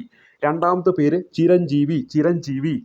മൂന്നാമത്തെ പേര് നർത്തകിയായ പത്മ സുബ്രഹ്മണ്യം. വേണമെങ്കിൽ ചോദിക്കാം, പത്മ സുബ്രഹ്മണ്യം ഏത് മേഖലയുമായി ബന്ധപ്പെട്ടിരിക്കുന്നു? നർത്തകിയാണ്. അതേപോലെ വൈജയന്തിമാല ഈ പറയുന്ന ഏത് മേഖലയുമായി ബന്ധപ്പെട്ടിരിക്കുന്നു? നടിയും നർത്തകിയുമാണ്. ചിരഞ്ജീവി പിന്നെ അറിയാം, നടനാണ്. അതുപോലെ മുൻ ഉപരാഷ്ട്രപതിയാണ് വെങ്കയ്യ നായിഡു. അതേപോലെ സാമൂഹിക പ്രവർത്തകനാണ് ബീഹാറിലെ വിദ്വേശ്വർ പാഠക് എന്ന കാര്യം ഓർക്കുക. ബീഹാറിലെ വിദ്വേശ്വർ പാഠക്. ഒരിക്കൽ കൂടി പറയാം, വൈജയന്തിമാല ബാലി, ചിരഞ്ജീവി, പത്മ സുബ്രഹ്മണ്യം, വെങ്കയ്യ നായിഡു, അതേപോലെ വിദ്വേശ്വർ പാഠക് എന്നീ പേരുകൾ ഓർത്തിരിക്കണം. ഇനി മലയാളികളായ ജസ്റ്റിസ് ഫാത്തിമ ബീവി മരണാനന്തരം മുൻ കേന്ദ്രമന്ത്രി രാജഗോപാൽ, മലയാളി ബന്ധമുള്ള ഗായിക ഉഷ ഉതുപ്പ് തുടങ്ങിയ 17 പേർക്ക് പത്മഭൂഷൺ കിട്ടി. അപ്പോൾ പത്മഭൂഷൺ ലഭിച്ചിരിക്കുന്നത് 17 പേർക്ക്, പത്മവിഭൂഷൺ ലഭിച്ചിരിക്കുന്നത് 5 പേർക്ക്. അതിൽ പത്മഭൂഷണിൽ പ്രധാനമായിട്ടും 3 മലയാളി ബന്ധമുള്ളവരുണ്ട്. അതിൽ ഒന്ന് ഫാത്തിമ ബീവി, ചോദിക്കാവുന്നതാണ്. അതേപോലെ തന്നെ രാജഗോപാൽ, മുൻ കേന്ദ്രമന്ത്രി, ചോദിക്കാം. ഉഷ ഉതുപ്പിനും കിട്ടിയിട്ടുണ്ടെന്ന കാര്യം ഓർത്തിരിക്കുക. ഇനി 6 മലയാളികൾ ഉൾപ്പെടെ 110 പേർക്ക്. അപ്പം പത്മവിഭൂഷൺ ലഭിച്ചിരിക്കുന്നത് എത്ര പേർക്കാന്ന് ചോദിച്ചാൽ 5 പേർക്ക്. അതേപോലെ 17 പേർക്ക് പത്മഭൂഷൺ ലഭിച്ചിട്ടുണ്ട്. എത്ര പേർക്കാണ്? 17 പേർക്ക്. ഇനി 110 പേർക്കാണ് എന്ത് ലഭിച്ചത്? പത്മശ്രീ ലഭിച്ചത്. അതിൽ 6 മലയാളികളുണ്ട്. എത്ര മലയാളി? 6 മലയാളി ഉണ്ടെന്ന കാര്യം ഓർത്തിരിക്കുക. അതിലൊന്ന് കഥകളി ആചാര്യൻ സദനം ബാലകൃഷ്ണൻ. അപ്പോൾ സദനം ബാലകൃഷ്ണൻ കഥകളിയുമായി ബന്ധപ്പെട്ടിരിക്കുന്നു. തെയ്യം കലാകാരൻ EP നാരായണൻ. അപ്പോൾ EP നാരായണൻ തെയ്യം കലയുമായി ബന്ധപ്പെട്ടിരിക്കുന്നു. കാസർകോട്ടെ നെൽ കർഷകൻ സത്യനാരായണ ബളേരി എഴുത്തുകാരനും വിദ്യാഭ്യാസ പ്രവർത്തകനുമായ പി ചിത്രൻ നമ്പൂതിരിപ്പാട്. മരണാനന്തരമായിട്ട് അദ്ദേഹത്തിന് ഇത് കിട്ടുന്നത്. ആധ്യാത്മികാചാര്യൻ മുനി നാരായണ പ്രസാദ്, തിരുവിതാംകൂർ കൊട്ടാരത്തിലെ അശ്വതി തിരുനാൾ, ഗൗരി ലക്ഷ്മിബായി എന്നിവരാണ് മലയാളികളായ പത്മശ്രീ ജേതാക്കൾ എന്ന കാര്യം ഓർത്തിരിക്കുക. അപ്പോൾ 6 പേരുകളാണ് നമ്മൾ പരിചയപ്പെട്ടത്. ഒന്ന് കഥകളി ആചാര്യനാണ് സദനം ബാലകൃഷ്ണൻ. ഒന്നാമത്തെ പേര് പരിചയപ്പെട്ടു, സദനം ബാലകൃഷ്ണൻ എന്ന പേര്. രണ്ടാമത്തെ പേര് തെയ്യം കലാകാരനായ ഇ പി നാരായണൻ. അപ്പോൾ എന്താണ്? Sadan Balakrishnan, E P Narayanan. പിന്നെ കാസർഗോട്ടെ നെൽ കർഷകൻ സത്യനാരായണ ബലേരി. നാരായണ ബലേരി എന്ന പേര് ഓർക്കുക, അദ്ദേഹം നെൽ കർഷകനാണ്. ഇനി എഴുത്തുകാരനും വിദ്യാഭ്യാസ പ്രവർത്തനവുമായ പി ചിത്രൻ നമ്പൂതിരിപ്പാട്. പിന്നെ ആധ്യാത്മികാചാര്യൻ മുനി നാരായണ പ്രസാദ്, അതേപോലെ തന്നെ അശ്വതി തിരുനാൾ. ഇപ്പോൾ ഈ പേരുകൾ ഓർത്തിരിക്കാൻ സിമ്പിളാണ്. കാരണം എന്താണെന്ന് വെച്ചാൽ ഇവിടെ ആദ്യം പറഞ്ഞത് കഥകളി ആചാര്യനായിട്ടുള്ള ബാലകൃഷ്ണൻ ഇല്ലേ, സദനം ബാലകൃഷ്ണൻ. ആ കൃഷ്ണനെ തന്നെ നമുക്ക് നാരായണ എന്ന് വിളിക്കില്ലേ. അപ്പോൾ അടുത്ത പേര് നമുക്ക് കിട്ടും എന്താണ്? തെയ്യം കലാകാരനായ ഇ പി നാരായണൻ. അടുത്ത പേര് നമുക്ക് കാസർഗോഡ് നെൽ കർഷകൻ സത്യനാരായണ ബലേരി. അവിടെ സത്യനാരായണ ആ ഒരു പേര് കിട്ടും. അപ്പോൾ ആദ്യം എന്താണ്? ബാലകൃഷ്ണൻ, പിന്നെ എന്താണ്? നാരായണ, പിന്നെ സത്യനാരായണ. പിന്നെ അത് കഴിഞ്ഞിട്ട് വരുന്നത് എന്താണ്? എഴുത്തുകാരനും വിദ്യാഭ്യാസ പ്രവർത്തനവുമായ പി ചിത്രൻ നമ്പൂതിരിപ്പാട്. ഇപ്പം നമ്മുടെ ഈ കൃഷ്ണന്, അതായത് അമ്പലത്തിലൊക്കെ നമ്പൂതിരി ആണല്ലോ ഈ കാര്യങ്ങളൊക്കെ ചെയ്യുക. അപ്പോൾ അത് വെച്ചിട്ട് എന്താണ്? ചിത്രൻ നമ്പൂതിരിപ്പാട് എന്ന് ഓർത്തിരിക്കുക. അപ്പം അല്ലെങ്കിൽ ഈ കൃഷ്ണൻ്റെയും നാരായണൻ്റെ ഒക്കെ ചിത്രത്തിന് മുമ്പിൽ ആണല്ലോ നമ്മൾ പൂജയൊക്കെ ചെയ്യുക. അപ്പോൾ ചിത്രൻ നമ്പൂതിരിപ്പാട് അങ്ങനെ ഓർത്ത് വെച്ചാൽ മതി. ഇനി മറ്റൊരു പേര് മുനി നാരായണ പ്രസാദ്. അവിടെയും എന്തുണ്ട്? നാരായണ പ്രസാദ് ഉണ്ട്. അതുപോലെ തന്നെ പിന്നെ നമ്മുടെ അശ്വതി തിരുനാൾ ഗൗരി ലക്ഷ്മിബായി ആണ്. ആരാണ്? അശ്വതി തിരുനാൾ ഗൗരി ലക്ഷ്മിബായി. ഇത്ര 6 പേർക്കാണ് എന്ത് ലഭിച്ചത്? പത്മശ്രീ ലഭിച്ചത് എന്ന കാര്യം ഓർത്തിരിക്കണം. പത്മ പുരസ്കാരങ്ങളിലെ 9 എണ്ണം മരണാനന്തര ബഹുമതിയാണ്. 30 വനിതകളും 8 വിദേശ ഇന്ത്യക്കാരും പട്ടികയിലുണ്ടെന്ന കാര്യം ഓർക്കുക. അപ്പോൾ 30 വനിതകളുണ്ട്, അതേപോലെ തന്നെ 8 വിദേശ ഇന്ത്യക്കാരുണ്ട്. ഒപ്പം പത്മ പുരസ്കാരങ്ങളിലെ 9 എണ്ണം മരണാനന്തര ബഹുമതിയാണെന്ന കാര്യം ഓർത്തിരിക്കുക. ഒരിക്കൽ കൂടി പറയാം, 2024 ഈ പറയുന്ന പത്മ പുരസ്കാരങ്ങളിൽ പെടുന്ന പത്മവിഭൂഷൺ ലഭിച്ചിരിക്കുന്നത് 5 പേർക്കാണ്. അതിൽ ഒന്ന് വൈജയന്തിമാല ബാലി, പിന്നെ ചിരഞ്ജീവി, പിന്നെ പത്മ സുബ്രഹ്മണ്യം, പിന്നെ നമ്മുടെ വെങ്കയ്യ നായിഡു, പിന്നെ വരുന്നത് ബീഹാറിലെ വിദ്വേശ്വർ പാഠകാണ്. അതുപോലെ തന്നെ ഫാത്തിമ ബീവിക്കും, അതുപോലെ തന്നെ മുൻ കേന്ദ്രമന്ത്രി ഒ രാജഗോപാലിനും, മലയാളി ബന്ധമുള്ള ഗായിക ഉഷ ഉതുപ്പിനും ഏത് പുരസ്കാരം ലഭിച്ചു? പത്മഭൂഷൺ പുരസ്കാരം ലഭിച്ചു. മൊത്തം 17 പേർക്കാണ് ഇത് ലഭിച്ചിരിക്കുന്നത്. 6 മലയാളികൾക്ക് പത്മശ്രീ ലഭിച്ചിട്ടുണ്ട്. അതിൽ ഒന്ന് സദനം ബാലകൃഷ്ണനാണ്, കഥകളി ആചാര്യനാണ്, തെയ്യം കലാകാരനാണ് ഇ പി നാരായണൻ, കാസർഗോട്ടെ നെൽ കർഷകനാണ് സത്യനാരായണ ബലേരി എന്ന് പറയുന്ന വ്യക്തി.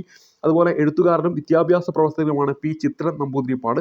അദ്ദേഹത്തിന് മരണാനന്തരമായിട്ടാണ് ഈ ഒരു പുരസ്കാരം ലഭിക്കുന്നത്. ആധ്യാത്മികാചാര്യനാണ് മുനി നാരായണ പ്രസാദ്. പിന്നെ തിരുവിതാംകൂർ കൊട്ടാരത്തിലെ അശ്വതി തിരുനാൾ ഗൗരി ലക്ഷ്മിബായിക്ക് എന്ത് ലഭിച്ചിട്ടുണ്ട്? ഈ ഒരു പത്മശ്രീ പുരസ്കാരം ലഭിച്ചു. അങ്ങനെ 6 മലയാളികൾക്ക്, ടോട്ടൽ 110 പേർക്ക്. ഇനി 9 എണ്ണം മരണാനന്തര ബഹുമതി, 30 വനിതകൾക്ക് എന്താണ് ഈ ഒരു പുരസ്കാരം ലഭിച്ചിട്ടുണ്ട് എന്ന കാര്യം കൂടി ഓർക്കുക. പത്മ പുരസ്കാരം ലഭിച്ചു. 8 വിദേശ ഇന്ത്യക്കാരും പട്ടികയിലുണ്ടെന്ന കാര്യം ഓർത്തിരിക്കുക. ഇനി നമ്മൾ അടുത്ത പരിചയപ്പെടുന്നതിലേക്ക് വരാം. ഗ്രാമി പുരസ്കാരങ്ങളാണ്. സംഗീത ലോകത്തെ ജനപ്രിയ പുരസ്കാരമായ 66 ഗ്രാമി അവാർഡുകളിൽ മികച്ച ഗ്ലോബൽ മ്യൂസിക് ആൽബത്തിനുള്ള പുരസ്കാരം ദിസ് മൊമെന്റ് എന്ന ആ ഒരു ആൽബത്തിനാണ് ലഭിച്ചിരിക്കുന്നത്. ഇത് സംഗീതജ്ഞൻ ശങ്കർ മഹാദേവൻ, തബല മാന്ത്രികൻ ഉസ്താദ് സക്കീർ ഹുസൈൻ എന്നിവരുടെ ഫ്യൂഷൻ ബാൻഡായ ശക്തിയുടേതാണ് ഈ ഒരു ആൽബം എന്ന കാര്യം പ്രത്യേകം നോട്ട് ചെയ്യണം. അപ്പോൾ ഇത് പരീക്ഷയ്ക്ക് ചോദിക്കാം, കാരണം അതിനൊരു ഇന്ത്യൻ ബന്ധമുണ്ട്. സംഗീത ലോകത്തെ ജനപ്രിയ പുരസ്കാരമാണ് 66 ഗ്രാമി അവാർഡ്. അതിലെ മികച്ച ഗ്ലോബൽ മ്യൂസിക് ആൽബത്തിനുള്ള പുരസ്കാരം ദിസ് മൊമെന്റിനാണ് ലഭിച്ചിരിക്കുന്നത്. അത് സംഗീതജ്ഞൻ ശങ്കർ മഹാദേവൻ, അതുപോലെ തബല മാന്ത്രികൻ ഉസ്താദ് സക്കീർ ഹുസൈൻ എന്നിവരുടെ ഫ്യൂഷൻ ബാൻഡാണ് ശക്തി എന്ന് പറയുന്നത്. അതിൻ്റെ ഒരു ആൽബമാണ് ഈ പറയുന്ന ദിസ് മൊമെന്റ് എന്ന് പറയുന്ന ആ ഒരു ആൽബം എന്ന കാര്യം ഓർക്കണം. ആൽബത്തിലൂടെ ശങ്കറിനും സക്കീർ ഹുസൈനും പുറമെ ഇന്ത്യക്കാർക്ക് കൂടിയായ താളവാദ്യ വിദഗ്ധൻ വി സെൽവ ഗണേഷ്, വയലിസ്റ്റ് ഗണേഷ് രാജഗോപാലൻ എന്നിവർക്കും ബ്രിട്ടീഷ് ഗിറ്റാറിസ്റ്റ് ജോൺ മക്ലാഫിനും പുരസ്കാരം ലഭിച്ചു. മികച്ച ഗ്ലോബൽ മ്യൂസിക് പെർഫോമൻസിനുള്ള പുരസ്കാരം പഷ്തോ എന്ന ഗാനത്തിലൂടെ പുല്ലാങ്കുഴൽ വിദഗ്ധൻ രാകേഷ് ചൗരസ്യ നേടിയെന്ന കാര്യം ഓർക്കാം. അപ്പം മികച്ച ഗ്ലോബൽ മ്യൂസിക് പെർഫോമൻസിനുള്ള പുരസ്കാരം പസ്തോ എന്ന ഗാനത്തിലൂടെ ആര് നേടി? പുല്ലാങ്കുഴൽ വിദഗ്ധൻ രാകേഷ് ചൗരസ്യ നേടി. അപ്പോൾ ഇവിടെ ഒന്ന് ഓർക്കേണ്ടത് ദിസ് മൊമെന്റ് എന്ന് പറയുന്ന ആൽബത്തിൻ്റെ പേരാണ്. ശക്തി എന്ന് പറയുന്ന ആ ഒരു ബാൻഡിൻ്റെ പേരും ഓർത്തിരിക്കുക. അത് ഉസ്താദ് സക്കീർ ഹുസൈനും അതേപോലെ തന്നെ ശങ്കർ മഹാദേവനുമായി ബന്ധപ്പെട്ട ഒരു ബാൻഡാണ്. അതേപോലെ തന്നെ മറ്റൊന്ന് ഓർക്കേണ്ടത് മികച്ച ഗ്ലോബൽ മ്യൂസിക് പെർഫോമൻസിനുള്ള പുരസ്കാരം പഷ്തോ എന്ന ഗാനത്തിലൂടെ പുല്ലാങ്കുഴൽ വിദഗ്ധൻ രാകേഷ് ചൗരസ്യ നേടി എന്ന കാര്യം ഓർത്തിരിക്കുക. 5 ഇന്ത്യക്കാർക്കാണ് ഇക്കുറി ഗ്രാമി പുരസ്കാരങ്ങൾ ലഭിച്ചത്. പോപ്പ് ഗായിക ടൈലർ സ്വിഫ്റ്റിന് മിഡ് നൈറ്റ്സ് മികച്ച ആൽബമായിട്ട് തിരഞ്ഞെടുക്കപ്പെട്ടു എന്ന് കരുതുക. അപ്പോൾ മിഡ് നൈറ്റ്സ് എന്ന് പറയുന്നത് മികച്ച ആൽബമായി അത് ആരുടെയാണ്? ടൈലർ സ്വിഫ്റ്റിൻ്റെതാണെന്ന കാര്യം ഓർത്തിരിക്കണം. അതുപോലെ തന്നെ തിരഞ്ഞെടുക്കപ്പെട്ടു. ഇതോടെ 4 തവണ മികച്ച ആൽബത്തിനുള്ള പുരസ്കാരം നേടുന്ന ആദ്യ പോപ്പ് ഗായിക എന്ന നേട്ടവും സ്വിഫ്റ്റ് സ്വന്തമാക്കി എന്ന കാര്യം കൂടി ഓർത്തിരിക്കുക. ഇത്തരം കാര്യങ്ങൾ ആ ഒരു മേഖലയുമായി ബന്ധപ്പെട്ട് ഓർത്തിരിക്കണം. ഇനി നമ്മൾ അടുത്തതിലേക്ക് വരാം. ആസാമിൻ്റെ സംസ്ഥാന ഫലമായിട്ട് പ്രഖ്യാപിക്കപ്പെട്ടത് കാജി നിമു എന്നതാണ്. ഇത് ചോദിക്കും, ആസാമിൻ്റെ സംസ്ഥാന ഫലം എന്താണെന്ന് വെച്ചാൽ ഉത്തരമായിട്ട് വരേണ്ടത് കാജി നീമു എന്ന പേര് ഓർത്തിരിക്കുക. ഇനി ഏഷ്യൻ ക്രിക്കറ്റ് കൗൺസിലിൻ്റെ ചെയർമാനായി 3-ാം തവണയും തിരഞ്ഞെടുക്കപ്പെട്ടത് ജയ്ഷായാണ് ഏഷ്യൻ ക്രിക്കറ്റ് കൗൺസിലിൻ്റെ ചെയർമാനായിട്ട്. 2024 ജനുവരി 22 മുതൽ ഫെബ്രുവരി 3 വരെ ഹിമാചൽ പ്രദേശിലെ ബാംഗ്ലോഹിൽ നടന്ന ഇന്ത്യയും കിർഗിസ്ഥാനും തമ്മിലുള്ള സംയുക്ത സൈനിക അഭ്യാസത്തിൻ്റെ പേര് ഗജ്ജാർ എന്നാണ്. എന്താണ്? ഗജ്ജാർ എന്നാണ്. ഗജ്ജാർ ആരൊക്കെ തമ്മിലാണ്? ഇന്ത്യയും കിർഗിസ്ഥാനും തമ്മിലാണ്. ഇതെന്താണ്? സംയുക്ത സൈനിക അഭ്യാസമാണെന്ന കാര്യം ഓർത്തിരിക്കുക. സംയുക്ത സൈനിക അഭ്യാസമാണ് ഇതെന്ന കാര്യം ഓർത്തിരിക്കണം. ഇനി അടുത്ത് നമ്മളിവിടെ പറയുന്നത് പശ്ചിമഘട്ടത്തിൽ നിന്ന് 33 വർഷത്തിനിടെ കണ്ടെത്തിയ പുതിയ ഇനം ചിത്രശലഭത്തിന് നൽകിയ പേര് സിഗരിറ്റസ് മേഘമലയൻസീസ് എന്നാണ്. എന്താണ്? സിഗരിറ്റസ് മേഘമലയൻസീസ് എന്നാണ് ആ ഒരു ഈ പറയുന്ന ചിത്രശലഭത്തിന് നൽകിയിരിക്കുന്നത്. പശ്ചിമഘട്ടത്തിൽ നിന്നാണ് ഇത് കണ്ടെത്തിയിരിക്കുന്നത്. 33 വർഷത്തിനിടെയാണ് ഇത് കണ്ടെത്തിയിരിക്കുന്നത്. ഇതൊരു ചിത്രശലഭമാണ് എന്ന കാര്യം ഓർത്തിരിക്കുക. ഇതിന് നൽകിയിരിക്കുന്ന പേര് സിഗരിറ്റീസ് മേഘമലയൻസീസ് എന്നാണെന്ന കാര്യം ഓർത്തിരിക്കുക.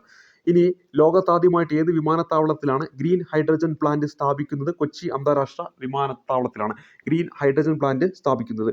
ഇനി അടുത്തത് 33-ാമത്തെ ചോദ്യം. 2024 ഫെബ്രുവരി 4 അന്തരിച്ച കവിയും നിരൂപകനുമായ NK ദേശത്തിൻ്റെ യഥാർത്ഥ പേര് N കുട്ടിക്കൃഷ്ണൻ എന്നാണ്.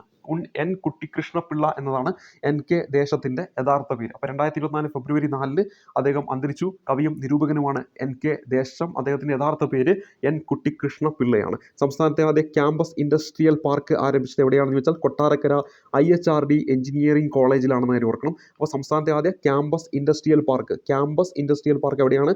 കൊട്ടാരക്കര IHRD എഞ്ചിനീയറിംഗ് കോളേജിലാണ്. ഇനി അടുത്തതായിട്ട് നൽകിയിരിക്കുന്ന ബഹിരാകാശ മേഖലയിൽ നേരിട്ടുള്ള എത്ര ശതമാനം വിദേശ നിക്ഷേപത്തിനാണ് കേന്ദ്ര മന്ത്രിസഭ അംഗീകാരം നൽകിയെന്ന് വെച്ചാൽ 100%. അപ്പോൾ ബഹിരാകാശ മേഖലയിൽ നേരിട്ടുള്ള എത്ര ശതമാനം? 100% വിദേശ നിക്ഷേപത്തിനാണ് കേന്ദ്ര മന്ത്രിസഭ അംഗീകാരം നൽകിയത്. ലോക സർക്കാർ ഉച്ചകോടി നടന്നത് എവിടെയാണ് എന്ന് വെച്ചാൽ അത് UAE ദുബായിലാണ്. വേൾഡ് ഗവൺമെൻറ് സബ്മിറ്റ് 2024 നടന്നത് UAE ദുബായിലാണെന്ന കാര്യം ഓർത്തിരിക്കണം. ഇതും പരീക്ഷയ്ക്ക് ചോദിക്കും. 2024 ഫെബ്രുവരി 14 പ്രധാനമന്ത്രി നരേന്ദ്രമോദി ഉദ്ഘാടനം ചെയ്ത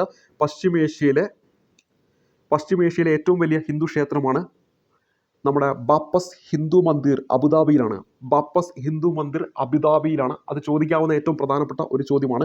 ബാപ്പസ് ഹിന്ദു മന്ദിർ അബുദാബിയിൽ ഉദ്ഘാടനം ചെയ്തത് ആരാന്ന് വെച്ചാൽ പ്രധാനമന്ത്രി നരേന്ദ്രമോദിയാണ്. അതേപോലെ തന്നെ അതെന്താണ്? 2024 ഫെബ്രുവരി 14 ഇത് ഉദ്ഘാടനം ചെയ്തത്. പ്രധാനമന്ത്രി നരേന്ദ്രമോദി ഉദ്ഘാടനം ചെയ്തത് പശ്ചിമേഷ്യയിലെ തന്നെ ഏറ്റവും വലിയ ഹിന്ദു ക്ഷേത്രമാണെന്ന് കാര്യം ഓർക്കുക. രാജ്യത്തെ ഏറ്റവും നീളം കൂടിയ തുരങ്ക റെയിൽപാത ജമ്മു കാശ്മീരിൽ തുറന്നു. തുരങ്ക റെയിൽപാതയുടെ പേര് T50 എന്നാണ്. T50 എന്നാണ് ഈ തുരങ്ക റെയിൽപാതയുടെ പേര്. അപ്പോൾ രാജ്യത്ത് തന്നെ ഏറ്റവും നീളം കൂടിയിട്ടുള്ള തുരങ്ക റെയിൽപാതയാണ്. എവിടെ വന്നു? ജമ്മു കാശ്മീരിൽ വന്നു. T50 എന്ന പേര് ഓർക്കുക. ഇനി അടുത്തത് US ഏത് മുൻ പ്രസിഡന്റാണ് നെവർ സറണ്ടർ എന്ന പേരിലുള്ള സ്വർണ്ണവർണ്ണമുള്ള ഷൂസ് വിപണിയിൽ എത്തിച്ചെന്ന് വെച്ചാൽ ഡൊണാൾഡ് ട്രംപ് ആണ്. അപ്പോൾ ഇവിടെ ഡൊണാൾഡ് ട്രംപ് ആണ് നെവർ സറണ്ടർ എന്ന പേരിലുള്ള സ്വർണ്ണവർണ്ണമുള്ള ഷൂസ് വിപണിയിൽ എത്തിച്ചത്. സാമൂഹിക മാധ്യമമായ ഫേസ്ബുക്കിന് 2024 ഫെബ്രുവരി 4 എത്ര വർഷം തികഞ്ഞു എന്ന് വെച്ചാൽ 20 വർഷം തികഞ്ഞു. 2024 ഫെബ്രുവരി 4 അതും ചോദിക്കാവുന്നതാണ്. സമുദ്രങ്ങൾ, അന്തരീക്ഷം, കാലാവസ്ഥ തുടങ്ങിയവയെ പറ്റി പഠനം നടത്തുന്നതിനായിട്ട് US ബഹിരാകാശ സ്ഥാപനമായ നാസ അടുത്തിടെ വിക്ഷേപിച്ച ഉപഗ്രഹമാണ് പേസ് എന്ന പേരിൽ അറിയപ്പെടുന്നത്. എന്താണ് ഇതിൻ്റെ ലക്ഷ്യം? സമുദ്രങ്ങൾ, അതേപോലെ തന്നെ നമ്മുടെ അന്തരീക്ഷം, കാലാവസ്ഥ, സമുദ്രങ്ങൾ, അന്തരീക്ഷം, കാലാവസ്ഥ തുടങ്ങിയവയെ പറ്റി എന്ത് ചെയ്യണം? പഠനം നടത്തണം. അതിനായിട്ട് US ബഹിരാകാശ സ്ഥാപനമാണ് നാസ. അവർ വിക്ഷേപിച്ചതാണ് പേസ് എന്ന് പറയുക. അപ്പോൾ പേസ് എന്ന് പറയുന്ന ഉപഗ്രഹം വിക്ഷേപിച്ചാണെന്ന് വെച്ചാൽ നാസയാണ്. ലക്ഷ്യം എന്താണ്? സമുദ്രങ്ങൾ, അന്തരീക്ഷം, കാലാവസ്ഥ തുടങ്ങിയവയെ പറ്റി പഠനം നടത്തുക. ഇനി പത്മശ്രീ പുരസ്കാരം ലഭിച്ച ഇന്ത്യയിലെ ആദ്യത്തെ വനിതാ പാപ്പാൻ ആണ് പാർവതി ബറുവ എന്ന കാര്യം ഓർക്കുക. ഇതും ചോദിക്കും. പത്മശ്രീ പുരസ്കാരം ലഭിച്ച ഇന്ത്യയിലെ ആദ്യത്തെ വനിതാ പാപ്പാനാണ് ആര്? പാർവതി ബറുവ എന്ന പേര് ഓർക്കുക. എന്താണ്? പാർവതി ബറുവ. ലോകത്ത് ബാങ്കിൻ്റെ 2023 ലോജിസ്റ്റിക്സ് പെർഫോമൻസ് ഇൻഡെക്സ് റിപ്പോർട്ടിൽ ഇന്ത്യയുടെ സ്ഥാനം 38. തൊട്ട് മുമ്പ് നമ്മൾ പാസ്പോർട്ട് ഇൻഡെക്സിൽ 85 സ്ഥാനം, 62 രാജ്യങ്ങളിലേക്ക് പോകാമെന്ന് പഠിച്ചു. അപ്പോൾ ഒരു ഹെൻലി പാസ്പോർട്ട് ഇൻഡെക്സ് നമ്മൾ പഠിച്ചു. അതേപോലെ ഇപ്പോൾ എന്താണ് ലോക ബാങ്കിൻ്റെ 2023 ലോജിസ്റ്റിക്സ് പെർഫോമൻസ് ഇൻഡെക്സിൽ ഇന്ത്യയുടെ സ്ഥാനം 38. എത്രയാണ്? 38. 38 കാര്യം ഓർത്തിരിക്കുക. അന്താരാഷ്ട്ര ക്രിക്കറ്റ് കൗൺസിലിന്റെ വനിതാ T20 ബൗളിംഗ് റാങ്കിങ്ങിൽ 2ാം സ്ഥാനം നേടിയ ഇന്ത്യൻ താരമാണ് ദീപ്തി ശർമ്മ. അന്താരാഷ്ട്ര ക്രിക്കറ്റ് കൗൺസിലിന്റെ വനിതാ T20 ബൗളിംഗ് റാങ്കിങ്ങിൽ 2ാം സ്ഥാനത്ത് ഈ അടുത്തെത്തിയ ഇന്ത്യൻ താരമാണെന്ന് വെച്ചാൽ ദീപ്തി ശർമ്മയാണെന്ന് കാര്യം ഓർക്കണം. ഇനി മഹാകവി ജി ശങ്കരക്കുറുപ്പ് സ്മാരകം ഉദ്ഘാടനം ചെയ്തത് എവിടെയാണ്? എറണാകുളം മറൈൻ ഡ്രൈവിലാണ്. മഹാകവി ജി ശങ്കരക്കുറുപ്പ് സ്മാരകം എറണാകുളം മറൈൻ ഡ്രൈവ്. 2024 ഫെബ്രുവരി 16 എവിടെയാണ് നിർമ്മിത ബുദ്ധി സുരക്ഷാ സമ്മേളനം നടന്നത്? ജർമ്മനിയിലെ മ്യൂണിക്കിലാണ്. ആർട്ടിഫിഷ്യൽ ഇന്റലിജൻസ് സുരക്ഷാ സമ്മേളനം നടന്നത് എവിടെയാണ്? 2024 ഫെബ്രുവരി 16. അത് മ്യൂണിക്ക് ജർമ്മനിയാണ്. നമ്മുടെ നരേന്ദ്രമോദി ആ ക്ഷേത്രം ഉദ്ഘാടനം ചെയ്ത് എവിടെയാണ്? ഏത് തീയതിയാണ്? ഫെബ്രുവരി 14. വാലന്റൈൻസ് ദിനത്തിൻ്റെ അന്നാണ് ബാപ്പസ് ഹിന്ദു മന്ദിർ അബുദാബിയിൽ അദ്ദേഹം ഉദ്ഘാടനം ചെയ്തതെന്ന കാര്യം ഓർക്കണം. ആ തീയതി ഓർത്തിരിക്കുക, ചിലപ്പോൾ അതൊക്കെ ചോദിക്കും. ഇനി അടുത്ത 2024 ഫെബ്രുവരി 16 എവിടെയാണ് നിർമ്മിത ബുദ്ധി സുരക്ഷാ സമ്മേളനം നടന്നത്? അപ്പോൾ ഈ തീയതി ഓർക്കണം, ഫെബ്രുവരി 16. അത് നമ്മുടെ മ്യൂണിക് ജർമ്മനിയാണെന്ന കാര്യം ഓർത്തിരിക്കുക. ജർമ്മനിയിലെ മ്യൂണിക്കിലാണ്. ഇനി സംസ്ഥാന റവന്യൂ അവാർഡുകൾ വളരെ ഇമ്പോർട്ടൻ്റ് ആണ്. മികച്ച ജില്ലാ കളക്ടറായിട്ട് തിരഞ്ഞെടുത്തത് ജെറോമിക് ജോർജിനെയാണ്, തിരുവനന്തപുരത്താണ്. അതേപോലെ മികച്ച കളക്ടറേറ്റ് തിരുവനന്തപുരം കളക്ടറേറ്റാണ്. മികച്ച സബ് കളക്ടർ തലശ്ശേരിയിലെ സന്ദീപ് കുമാറാണ്. മികച്ച RDO അമൃതവല്ലി പാലക്കാട്. അപ്പോൾ മികച്ച ജില്ലാ കളക്ടർ എന്ന് വെച്ചാൽ ജെറോമിക് ജോർജ് ആണ്, തിരുവനന്തപുരം ജെറോമിക് ജോർജ് ആണ്. അതേപോലെ തിരുവനന്തപുരം കളക്ടറേറ്റാണ് മികച്ച കളക്ടറേറ്റായിട്ട് വന്നത്. മികച്ച സബ് കളക്ടർ സന്ദീപ് കുമാർ തലശ്ശേരിയാണ്. മികച്ച RDO ഓർത്തിരിക്കുക അമൃതവല്ലി പാലക്കാട്. അപ്പോൾ മികച്ച കളക്ടറേറ്റ് ഏറ്റവും ഇമ്പോർട്ടൻ്റ് ആയിട്ട് ഓർക്കുക തിരുവനന്തപുരം. അവിടുത്തെ കളക്ടറാണ് ആര്? ജെറോമിക് ജോർജ്. അദ്ദേഹമാണ് മികച്ച കളക്ടറായിട്ട് തെരഞ്ഞെടുത്തതെന്ന്. അത് മികച്ച സബ് കളക്ടറായിട്ട് തലശ്ശേരിയിലെ സന്ദീപ് കുമാറാണ്. മികച്ച RDO അമൃതവല്ലി പാലക്കാട്. ഇനി ട്രാൻസ്ജെൻഡർ വിഭാഗക്കാർക്ക് സൗജന്യമായി ബസ് യാത്ര അനുവദിച്ചത് എവിടെയാണെന്ന് വെച്ചാൽ ഡൽഹിയിലാണ് അങ്ങനെ അനുവദിച്ചത്. കേരള മീഡിയ അക്കാദമിയുടെ മുഖമാസികയായ മീഡിയയുടെ media person of the year പുരസ്കാരം നേടിയത് വയീൽ അൽ ദഹ്ദൂദ് എന്ന് പറയുന്ന പേരാണ്. ഒന്നും കൂടെ പറയാം, കേരള മീഡിയ അക്കാദമിയുടെ മുഖമാസികയായ മീഡിയയുടെ media person of the year പുരസ്കാരം നേടിയത് വയീൽ അൽ ദഹ്ദൂദ് എന്ന് പറയുന്ന വ്യക്തിക്കാണ്. വയീൽ അൽ ദഹ്ദൂദ് എന്ന് പറയുന്ന വ്യക്തിയാണ്. അപ്പോൾ കേരള മീഡിയ അക്കാദമി അവരുടെ മുഖമാസികയാണ് മീഡിയ.